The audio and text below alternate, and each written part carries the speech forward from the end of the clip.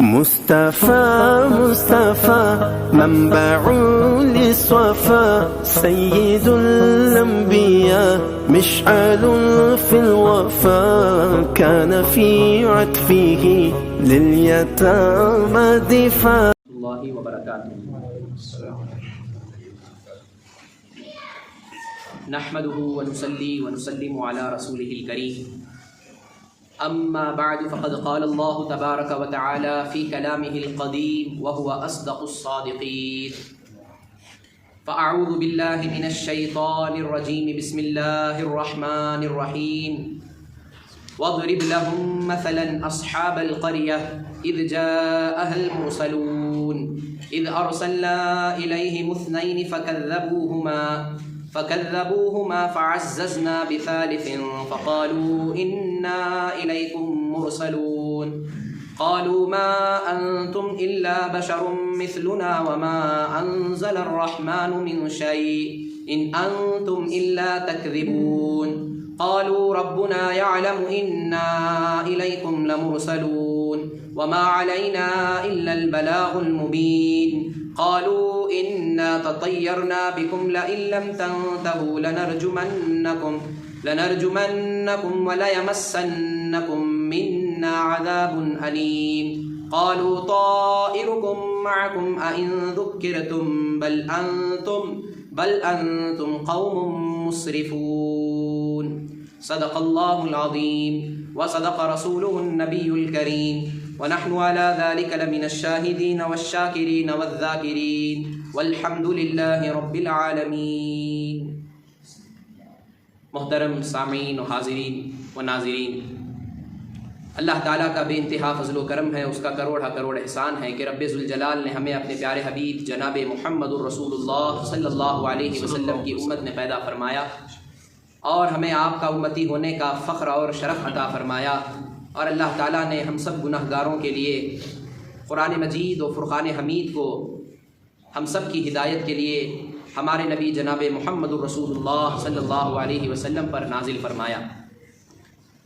آئیے میں کچھ عرض کروں، ہم اور آپ مل کر عقیدت اور محبت کے ساتھ بارگاہ رسالت مآب صلی اللہ علیہ وسلم میں درود و سلام کا نذرانہ پیش کریں. اللہم صلی علی سیدنا محمد وعلی آل سیدنا محمد وبارک وسلم صلاۃ و سلاما علیک یا رسول اللہ صلی اللہ تعالی علیہ وسلم. محترم حضرات، سورہ یاسین شریف کا سلسلہ چل رہا ہے. الحمدللہ اس کی تقریباً 12 آیتیں گزر چکی ہیں. آج 13ویں آیت سے یعنی سورہ یاسین کا دوسرا رکوع آج شروع ہو رہا ہے. اس رکوع میں اللہ رب العزت نے ایک واقعے کو ذکر فرمایا. اکثر و بیشتر مفسرین اکرام فرماتے ہیں کہ اس رکوع میں تقریباً اس کی 16 آیتیں جس میں اللہ تعالیٰ نے حضرت عیسیٰ روح اللہ علی نبینا علیہ الصلاۃ والسلام اور ان کے حواریوں کا واقعہ ذکر فرمایا.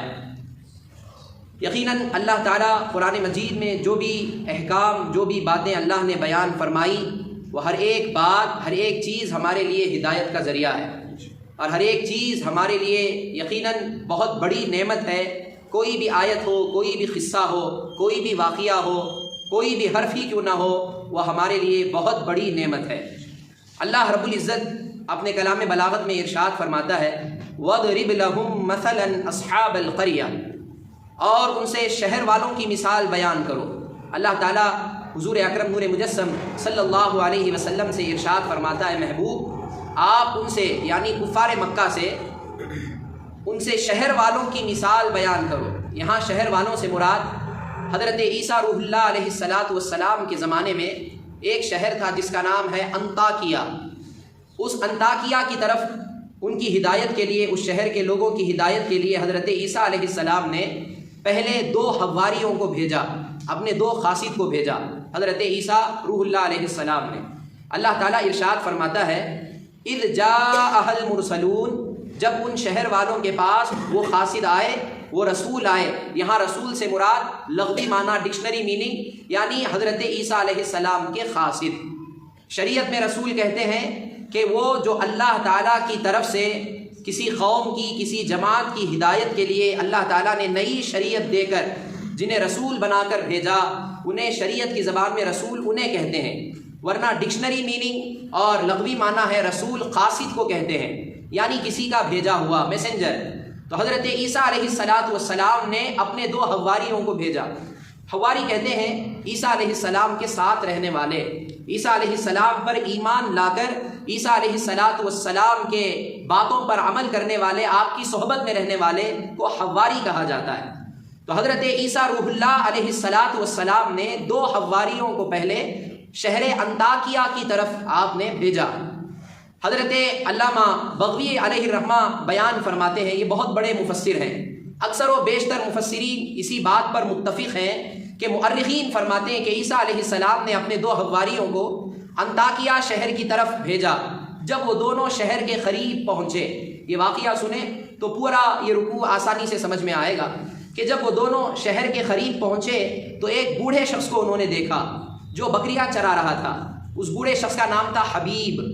یہ 2 حواری لوگ حضرت عیسیٰ علیہ السلام کے قاصد اس بوڑھے شخص کو سلام کرتے ہیں، تو بوڑھا شخص ان سے پوچھتا ہے کہ تم کون ہو، کہاں سے آئے ہو، کس سلسلے میں آئے ہو؟ تو یہ دونوں قاصد کہتے ہیں کہ ہم تمہیں اللہ رب العزت کے دین کی طرف دعوت دینے کے لیے آئے ہیں۔ تم جو بتوں کی عبادت کرتے ہو ان بتوں کی عبادت کو چھوڑ کر اللہ وحدہ لا شریک کی عبادت میں لگ جاؤ، اس لیے ہم یہاں آئے ہیں۔ تو اس بوڑھے شخص نے کہا کیا تمہارے پاس کوئی نشانی ہے، کیا تمہارے پاس کوئی دلیل، کوئی پروف ہے؟ تو ان 2 قاصدوں نے کہا یقیناً ہمارے پاس بہت بڑی نشانیاں ہیں، واضح نشانیاں ہیں، بہت بڑے دلائل ہیں۔ بوڑھے شخص نے پوچھا وہ کیا دلائل ہیں، کیا پروف ہے تمہارے پاس؟ تو وہ 2 حواری 2 قاصدوں نے کہا کہ اللہ تعالیٰ کے اذن سے ہم بیماروں کو شفا یاب کر دیتے ہیں، مادر ذات اندھوں کو بینائی عطا کر دیتے ہیں، اور کوڑ کے مریضوں کو ہم درست کر دیتے ہیں اللہ کے حکم سے۔ کیونکہ حضرت عیسیٰ روح اللہ علیہ السلام کے یہ معجزات تھے، اللہ نے انہیں عطا فرمایا تھا، اور ان کے توسط سے اللہ تعالیٰ نے ان کے حواریوں کو یہ کرامت اللہ نے عطا فرمائی۔ وہ کیا تھی کہ وہ کسی بیمار پر ہاتھ پھیر دیتے تو وہ شفا یاب ہو جاتا۔ اگر کوئی برس کی بیماری والا یا کوڑ کی بیماری والا اگر سامنے آتا تو اس پر دم کر دے تو وہ فوراً شفا یاب ہو جاتا۔ اگر کوئی مادر ذات اندھا سامنے آتا، اس کے چہرے پر ہاتھ پھیر دیتے تو فوراً اس کی آنکھیں آ جاتی، وہ بینائی والا ہو جاتا۔ تو اللہ تعالیٰ نے حضرت عیسیٰ علیہ السلام کے توسط سے ان کے دونوں قاصدوں کو یہ کرامت اللہ نے عطا فرمائی۔ انہوں نے کہا کہ اللہ تعالیٰ نے ہمیں یہ تمام چیزیں عطا کی ہیں، یہ ہمارے پاس نشانیاں ہیں۔ تو اس بوڑھے شخص نے کہا کہ میرا ایک بیٹا ہے جو تقریباً 1 سال سے بستر پر پڑا ہوا ہے، وہ کھڑا نہیں ہو سکتا۔ ان قاصدوں نے کہا، حواریوں نے کہا ہم کو اس کے پاس لے چلو۔ یہ دونوں قاصد حضرت عیسیٰ علیہ السلام کے اس بوڑھے شخص کے بیٹے کے پاس آئے جو بستر پر پڑا ہوا ہے تقریباً 1 سال سے، تشریف لائے، اپنا ہاتھ پھیرا، اللہ کی بارگاہ میں دعا کی، فوراً اسی وقت اس بوڑھے شخص کا بیٹا یعنی حبیب کا بیٹا وہ فوراً شفا یاب ہو کر کھڑا ہو گیا اللہ کے حکم سے۔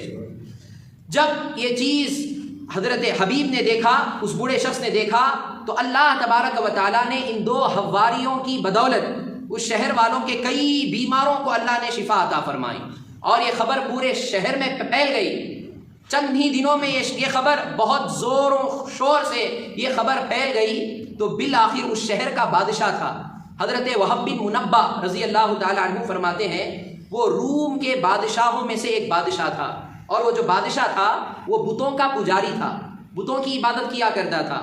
جب اس بادشاہ کی طرف یہ خبر پہنچی تو اس بادشاہ نے حضرت عیسیٰ علیہ السلام کے ان دونوں قاصدوں کو اپنے پاس بلایا اور پوچھا کہ تم کون ہو اور یہاں کس لیے آئے ہو؟ انہوں نے کہا ہم اللہ کے نبی حضرت عیسیٰ علیہ السلام کے قاصد ہیں، ان کے حکم پر ہم یہاں آئے ہیں، اور ہم یہ دعوت دینے کے لیے آئے ہیں کہ جس خدا کی تم عبادت کرتے ہو نہ وہ سنتا ہے نہ دیکھتا ہے، نہ وہ نفع پہنچا سکتا ہے نہ نقصان پہنچا سکتا ہے، ہم آئے ہیں تمہیں اس رب کی طرف دعوت دینے کے لیے جو ہمارا رب سنتا بھی ہے، دیکھتا بھی ہے، نقصان بھی دیتا ہے، نفع بھی پہنچاتا ہے، یہ ہمارے رب کی شان ہے۔ تو اس بادشاہ کو بڑا تعجب ہوا، اس نے کہا کیا تمہارا خدا ہمارے خدا کے علاوہ بھی تمہارا کوئی خدا ہے؟ انہوں نے کہا یقیناً ہمارا خدا قادر مطلق ہے، وہ وحدہ لا شریک ہے، یقیناً ہمارا خدا ایسا ہے۔ تو اس بادشاہ نے کہا مجھے تھوڑا وقت دو، میں غور و فکر کر کے تمہیں اس کا جواب دیتا ہوں۔ پھر اس کے بعد جیسے ہی وہ دونوں قاصد وہاں سے نکلے، مفسرین فرماتے ہیں کہ شہر والے اتنے ظالم تھے کہ ان کا پیچھا کرتے کرتے ان پر انہوں نے اس طرح ظلم و ستم کیا کہ مار پیٹ شروع کر دی۔ پھر اس کے بعد حضرت وہب بن منبہ رضی اللہ تعالی عنہ فرماتے ہیں کہ حضرت عیسیٰ علیہ السلام کو جب یہ خبر پہنچی کیا کہ جن دو قاصدوں کو میں نے بھیجا شہر انطاکیہ کی طرف تاکہ وہ شہر والے ایمان لے آئیں، اللہ وحدہ لا شریک کی عبادت کریں، لیکن ان شہر والوں نے میرے دونوں قاصدوں کو جھٹلایا، اللہ وحدہ لا شریک کی عبادت کرنے کے بجائے اپنی ہی کفر میں بزد رہے، تو حضرت عیسیٰ علیہ السلام نے اپنے ایک تیسرے حواری جو حواریوں کے سردار تھے، ان کا نام تھا حضرت شمعون رضی اللہ تعالیٰ عنہ۔ قرآن مجید میں اس کا ذکر ہے، اللہ تعالیٰ آگے والی آیت میں ارشاد فرماتا ہے اذ ارسلنا الیہم اثنین فکذبوہما، یہ سورہ یاسین شریف کی آیت نمبر 14 ہے کہ جب ہم نے ان کی طرف دو رسول بھیجے، الیہم اثنین فکذبوہما، تو شہر والوں نے ان دونوں رسولوں کو، ان دونوں قاصدوں کو جھٹلایا، ان کی تبلیغ، ان کے کارناموں کا انکار کیا، ان کی شان میں گستاخی کی، یہاں تک کہ انہیں مارا پیٹا، ان پر کوڑے برسائے گئے، یہاں تک کہ انہیں قید کر لیا گیا۔ اللہ تعالیٰ ارشاد فرماتا ہے فَعَزَّزْنَا بِثَالِثٍ، تو ہم نے تیسرے کے ذریعے ان کی مدد کی۔ حضرت عیسیٰ علیہ السلام نے اپنے حواریوں کے بڑے سردار حضرت شمعون کو بھیجا تاکہ ان دو حواریوں کی مدد ہو سکے، ذریعے مدد کی، تو ان سب رسولوں نے کہا، کیا کہا؟ فَقَالُوا إِنَّا إِلَيْكُمْ مُرْسَلُونَ، تو ان سب نے کہا کہ بے شک ہم تمہاری طرف بھیجے گئے ہیں، یعنی حضرت عیسیٰ علیہ السلام نے تمہاری ہدایت کے لیے اللہ وحدہ لا شریک پر تم ایمان لاؤ، اس لیے ہم تمہاری طرف بھیجے گئے ہیں۔ تو حضرت شمعون رضی اللہ عنہ یہ حواریوں کے سردار تھے، اور جو دو حواری جو پہلے آئے مفسرین فرماتے ایک کا نام تھا یحییٰ اور ایک کا نام تھا یونس رضی اللہ تعالی عنہما، یہ دونوں حضرت عیسیٰ علیہ السلام کے حواری جو پہلے آئے، اور بعد میں جو آئے تیسرے حواریوں کے سردار حضرت عیسیٰ علیہ السلام کے قاصد، ان کا نام تھا حضرت شمعون رضی اللہ تعالی۔ تو بادشاہ نے ان دونوں حواریوں کو پہلے قید کر دیا، ان پر 100 کوڑے برسائے گئے۔ پھر جب حضرت شمعون اس شہر میں داخل ہوئے، اس حکمت کے ساتھ داخل ہوئے کہ بادشاہ کے وزیروں کے ساتھ اس طرح اٹھنا بیٹھنا ہوا کہ سارے بادشاہ کے وزیر حضرت شمعون سے مانوس ہو گئے، یعنی ان کی محبت میں آ گئے۔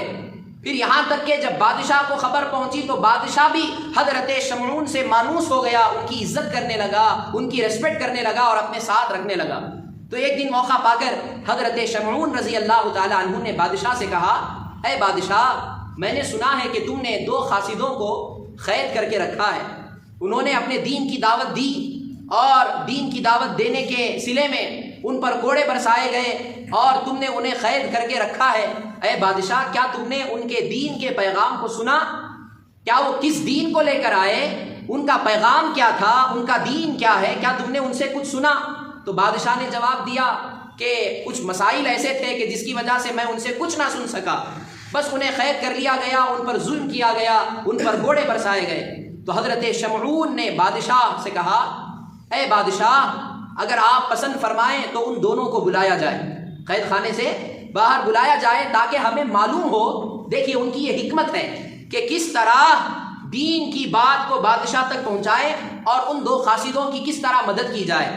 تو یہ ان کی حکمت تھی۔ بادشاہ سے حضرت شمعون نے کہا ان دونوں کو بلایا جائے، تو بادشاہ نے حکم دیا، دونوں قاصد حضرت عیسیٰ علیہ السلام کے حواری دربار میں تشریف لائے۔ حضرت شمعون نے ان دونوں سے پوچھا کہ تم یہاں کیوں آئے ہو، کس لیے آئے ہو اور کس خدا کی تم بات کرتے ہو، بتاؤ۔ تو ان دو قاصد کہنے لگے، حضرت یحییٰ اور حضرت یونس نے کہا، ہم اللہ وحدہ لا شریک کی عبادت کرتے ہیں اور ہم اس دین کی طرف دعوت دینے کے لیے آئے جس دین کی طرف حضرت عیسیٰ علیہ السلام لوگوں کو بلاتے ہیں، اور تم ایسے بتوں کی پوجا کرتے ہو جو نہ نقصان پہنچا سکتے ہیں نہ نفع پہنچا سکتے ہیں۔ ہم خدائے وحدہ لا شریک کی طرف تمہیں ہدایت دینے کے لیے ہم یہاں آئے ہیں۔ تو حضرت شمعون نے فرمایا، تم اپنے خدا کے کچھ صفات بیان کرو اختصار کے ساتھ۔ تو ان دونوں نے کہا کہ ہمارا رب ایسا رب ہے، وہ جو چاہے کرتا ہے، وہ جو ارادہ کرتا ہے اس کا حکم دیتا ہے، اس کی مرضی کے خلاف کچھ نہیں ہوتا۔ حضرت شمعون نے کہا، تمہارے پاس اس کی کیا نشانی ہے، کیا نشانی ہے، کیا علامت ہے؟ تو انہوں نے جواب دیا، آپ جو خواہش کریں ہم پورا کر کے دکھائیں گے۔ تو حضرت شمعون نے جب یہ پوچھا تو بادشاہ نے جب یہ سنا تو بادشاہ نے کہا کہ ایک ایسے لڑکے کو لایا گیا بادشاہ کی بارگاہ میں بادشاہ کے حکم سے کہ جس کی آنکھوں کی بینائی جا چکی تھی، اور چلے جانے کے بعد اس کی آنکھوں کا جو حصہ تھا وہ پیشانی کی طرح بالکل سپاٹ ہو گیا تھا، یعنی جو اس کے آنکھوں کے جو روزن ہوتے ہیں، آنکھوں کی جو پتلی ہوتی ہے وہ بھی ختم ہو گئی تھی، ایسا محسوس ہو رہا تھا کہ وہاں آنکھیں تھی ہی نہیں۔ ایسے ایک لڑکے کو لایا گیا، بادشاہ کے سامنے جب لایا گیا تو حضرت شمعون نے فرمایا ان کے لیے دعا کرو اپنے رب سے۔ تو اب یہ دونوں قاصد حضرت عیسیٰ علیہ السلام کے، حضرت یحییٰ اور حضرت یونس نے اللہ کی بارگاہ میں ہاتھ اٹھائے، دعا کرنے لگے۔ پروردگار عالم نے ان کی دعا سنی، یہاں تک کہ اس لڑکے کے آنکھ، جو اس کی آنکھوں کی گولائی جو تھی، جو بالکل پیشانی کی طرح صاف ہو چکی تھی، اللہ کے حکم سے اس کے آنکھوں کے اندر جو پتلیاں تھیں وہ رونما ہو گئی۔ پھر اس کے بعد ان دونوں قاصدوں نے مٹی کے گولوں سے ان دونوں روزن کے اندر، ان دونوں سوراخوں کے اندر انہوں نے اس مٹی کو رکھا اور اپنا ہاتھ پھیرا، اور اللہ کے حکم سے فوراً وہ لڑکا آنکھ والا ہو گیا، بینائی والا ہو گیا۔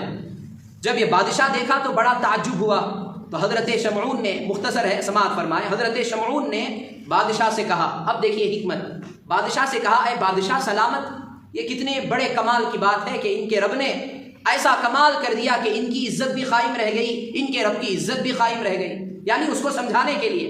پھر حضرت شمعون نے اس بادشاہ سے فرمایا اے بادشاہ، آپ بھی اپنے رب سے، جس کی تم عبادت کرتے ہو، بتوں کی عبادت کرتے ہو، اس سے بھی تم ایسی دعا کرو تاکہ اس کی طرح کوئی کرشمہ تمہارا رب بھی دکھائے، تاکہ تمہاری عزت بھی باقی رہ جائے، تمہارے معبودوں کی عزت بھی باقی رہ جائے۔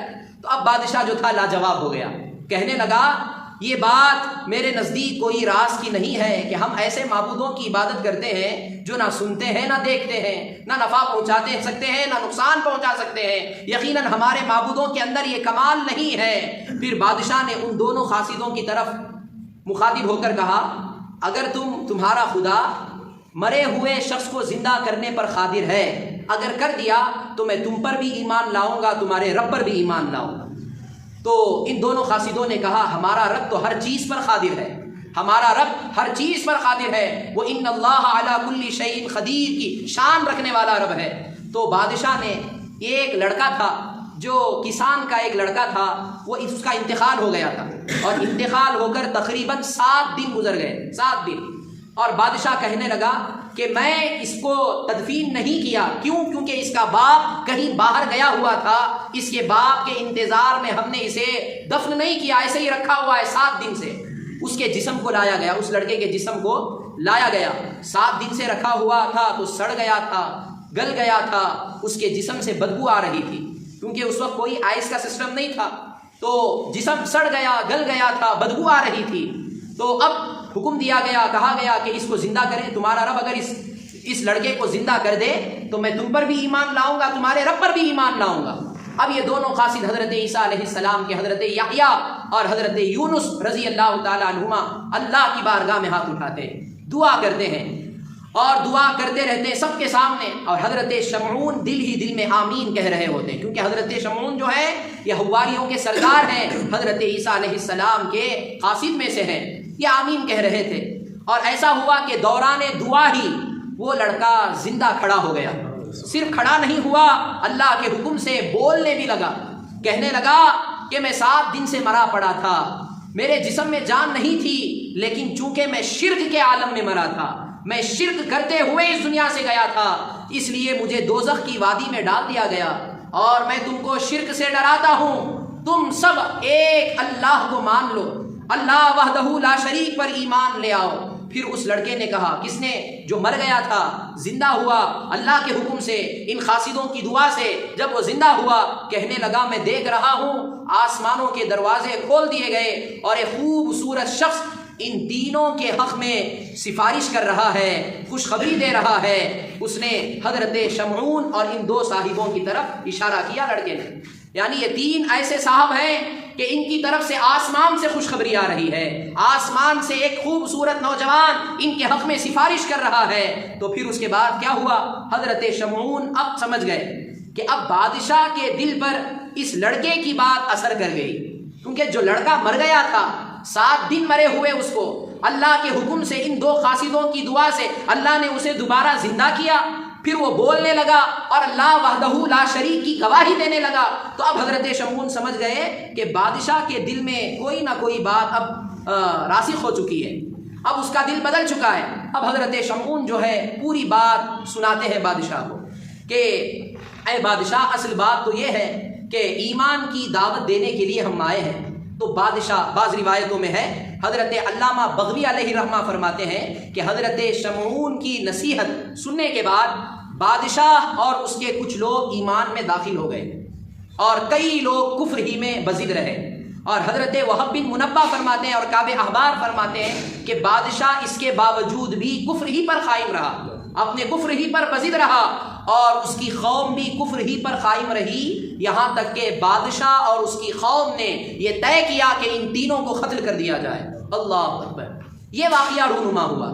محترم حضرات، یہی قرآن مجید نے اس واقعے کو اس انداز سے بیان فرمایا۔ اب سنیں ان آیات کا ترجمہ کہ بخوبی سمجھ میں آئے گا کہ یہ واقعہ کیا تھا۔ کہ اللہ تعالیٰ ارشاد فرماتا ہے وَاضْرِبْ لَهُمْ مَثَلًا أَصْحَابَ الْقَرْيَةِ، اور ان سے شہر والوں کی مثال بیان کرو جب ان کے پاس رسول آئے، یعنی قاصد آئے حضرت عیسیٰ علیہ السلام نے۔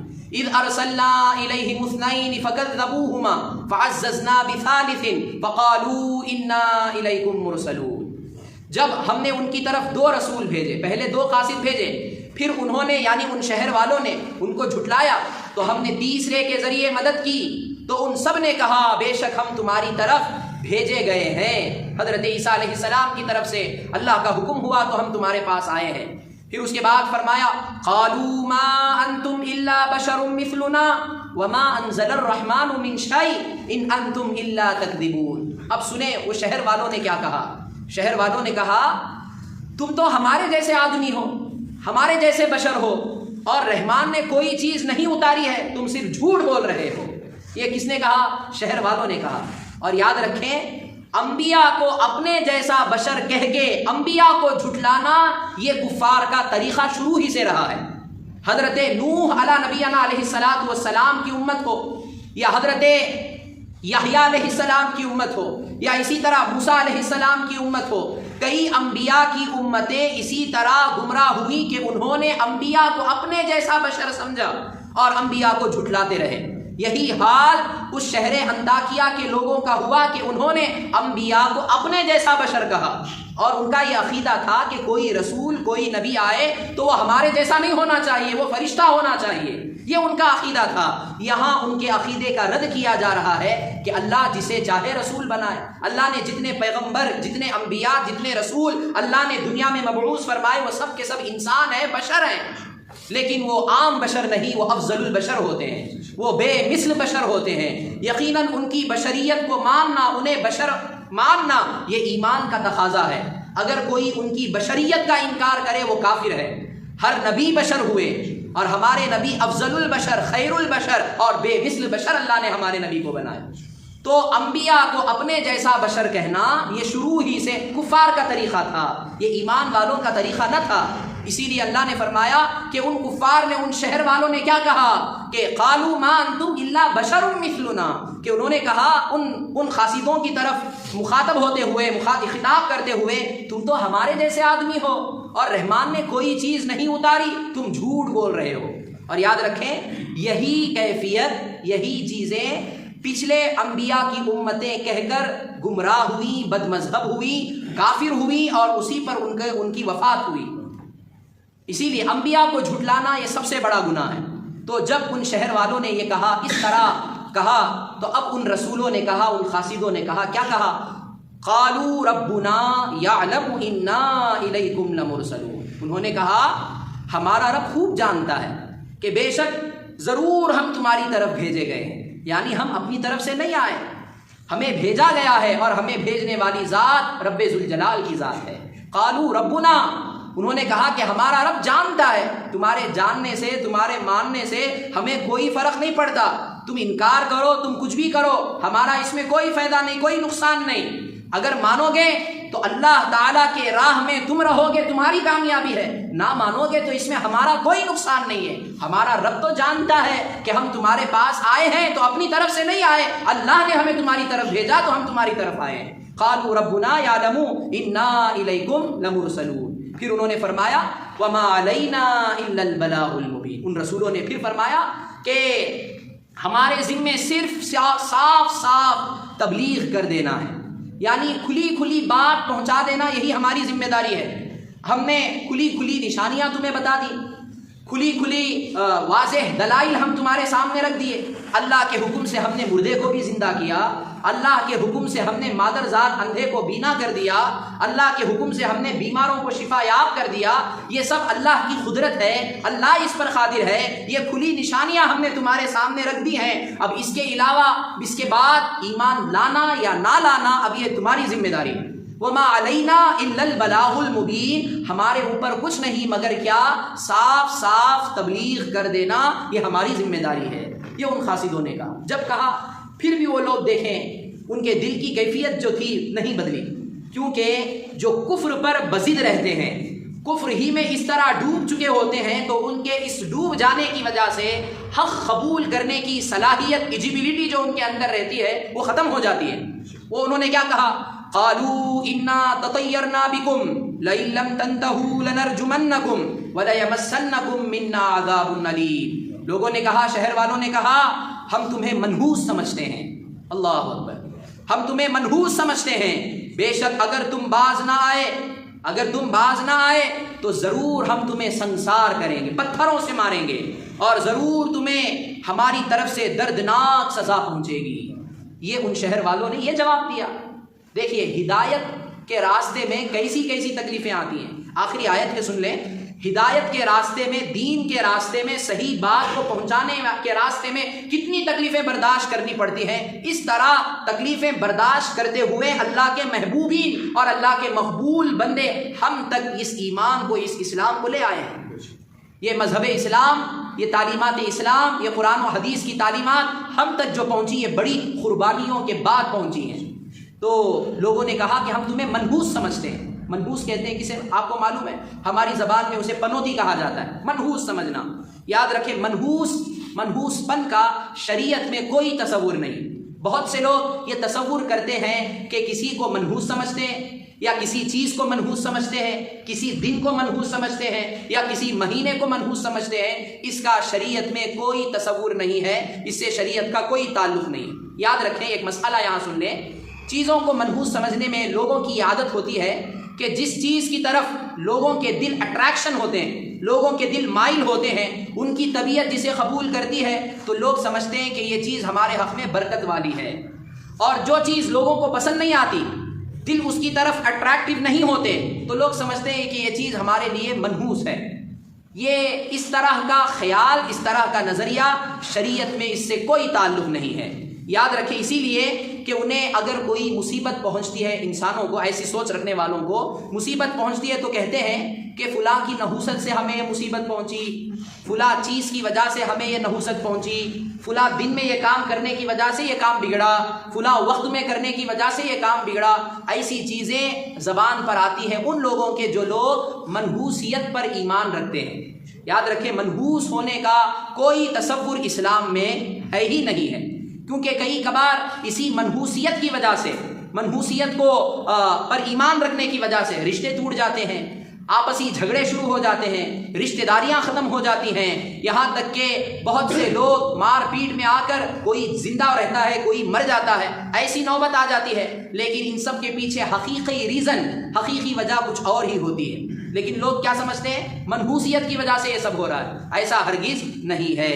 شریعت میں نہ کوئی جگہ منحوس ہے، نہ کوئی وقت منحوس ہے، نہ کوئی چیز منحوس ہے، نہ کوئی شخص منحوس ہے۔ اسلام میں اس کا کوئی تصور نہیں ہے۔ یہ محض لوگوں کے وہمی خیالات ہیں، یہ ان کے وہمی خیالات ہیں، اس سے اسلام کا کوئی لینا دینا نہیں ہے۔ تو ان لوگوں نے کہا، ہم تمہیں منحوس سمجھتے ہیں، بے شک اگر تم باز نہ آئے تو ضرور ہم تمہیں سنسار کریں گے، پتھر سے ماریں گے، اور ضرور تمہیں ہماری طرف سے دردناک سزا پہنچے گی۔ جب انہوں نے یہ سنا تو جواب کیا دیا ان رسولوں نے، ان خاصدوں نے؟ سنے، قالوا طائرکم معکم ان ذکرتم بل انتم قوم مسرفون۔ بولے تمہاری نحوست تو تمہارے ساتھ ہے، یہ نہیں بولے کہ تم منحوس ہو، یہ نہیں فرمایا انہوں نے فرمایا تمہاری نحوست تمہارے ساتھ، تم نحوست پر ایمان رکھتے ہو تو تمہاری نحوست تو تمہارے ساتھ ہے۔ کیا اگر تمہیں نصیحت کی جائے تو تم اسے بدشگونی کہتے ہو، منحوسیت سمجھتے ہو اور انکار کرتے ہو، بلکہ تم حد سے بڑھنے والے لوگ ہو۔ یعنی اتنی نصیحت کرنے کے باوجود، اتنی واضح نشانیاں بیان کرنے کے باوجود بھی تم قبول نہیں کیے، ایکسیپٹ نہیں کیے، اور اس چیز کو تم نحوست سمجھتے ہو، اس چیز کو تم بدشگونی سمجھتے ہو، پنوتی سمجھتے ہو، تو اب اس سے بڑھ کر کیا ہے کہ تم حد سے بڑھنے والے لوگوں میں شمار ہو گئے، یہ ان خاسدوں نے کہا۔ اب پھر اس کے بعد کیا ہوا؟ آیت نمبر 20 سے انشاءاللہ میں آئندہ صحبت میں عرض کروں گا کہ ان لوگوں نے پورا پکا ارادہ کر لیا، اتنا مکالمہ ہونے کے باوجود بات کہ ہم انہیں ضرور قتل کریں گے۔ کہ کون؟ بادشاہ اور اس کی قوم نے یہ پکا عہد کر لیا کہ اب ان تینوں خاسدوں کو، کسے کسے؟ حضرت یحییٰ، حضرت یونس اور ان کے سردار حضرت شمعون کو، ان تینوں کو قتل کر دیں گے، یہ پکا ارادہ انہوں نے رکھ لیا۔ اب اس کے بعد کیا ہوا انشاءاللہ آئندہ صحبت میں عرض کروں گا۔ آیت نمبر 20 سے انشاءاللہ اس کا ذکر آگے ہوگا۔ اللہ تعالیٰ ہم تمام کو صحیح معنوں میں ان باتوں سے عبرت حاصل کرنے کی توفیق عطا فرمائے۔ نحوست جیسی بری عادت سے اللہ تعالیٰ ہم تمام کی حفاظت فرمائے، آمین۔ وما علینا الا البلاغ۔ درود پاک پڑھیں۔ اللہم صلی